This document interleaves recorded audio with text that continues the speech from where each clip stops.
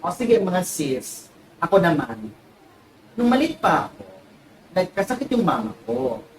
Then, inhabili niya ako sa tiyerap niya na isang gay din, si Mama Jo. At doon ako lumaki. Then, one time, naglalakad ako, nabangga akong ultimate crush na si Anton. At yun nga, na-discover ko na si Anton.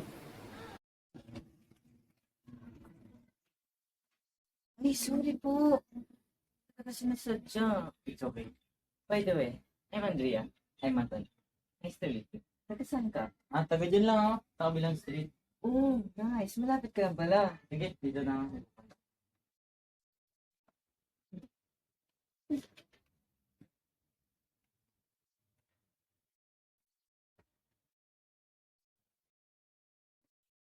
Mamita, happy birthday! Thank you, unika iya ko. Marami ka ba bisita mamaya, mama?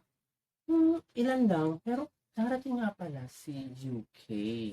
At guess what, may kasama siyang bagong member ng federasyon. Talaga ba, mama? Oo. Ano kaya itsura, mama? Baka mukha ni Yuki, mama. Mukhang dragon. Manang-mana ka talaga sa mami. Sige, mama. Asikasuhin ko muna yung mga... Ay, UK! Happy birthday! Alam mo, kanina pa pumunta. Talaga ba? Siya nga pala may kasama ako. Talaga? Oo, si Anton sa umaga. Antoinette naman sa gabi. Oo. Ay. Diba? Diba? Sabi ko sa'yo eh. Talaga? Oo naman. Ay, bago-bago pa na yung mga ano. Oo, talaga ganun talaga, sis. Oo. Anton!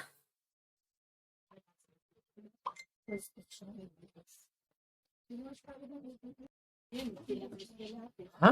Magkakilala kayo? Ma, sinasabi ko sa yung crush ko, si Anton. Ha? Tomboy ka ba, anak? Pareho kayo member ng federasyon?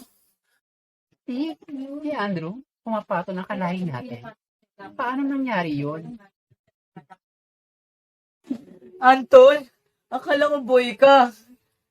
Sa ka rin pala si Rena.